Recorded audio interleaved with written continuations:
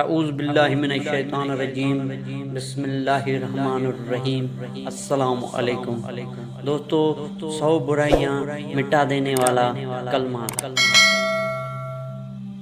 سیدنا ابو ہریرہ رضی اللہ تعالی عنہ سے مروی ہے کہ نبی کریم صلی اللہ علیہ وآلہ وسلم نے فرمایا، جس نے دن میں 100 مرتبہ یہ دعا پڑھی، لا الہ الا اللہ وحدہ لا شریک لہ، لہ الملک والحمد وہو علی کل شیء قدیر، پڑھا اسے 10 غلام آزاد کرنے کا ثواب ہوگا، اور اس کے نام اعمال میں سے نیکیاں لکھی جائے گی، اور 100 گناہ مٹا دیے جائیں گے، اور اس روز شام تک شیطان سے امن میں رہے گا، اور اس سے بہتر کوئی شخص نہ ہوگا لیکن جس نے اس سے بھی زیادہ اسے پڑھا ہو۔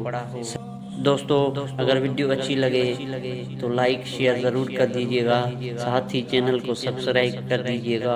اللہ حافظ۔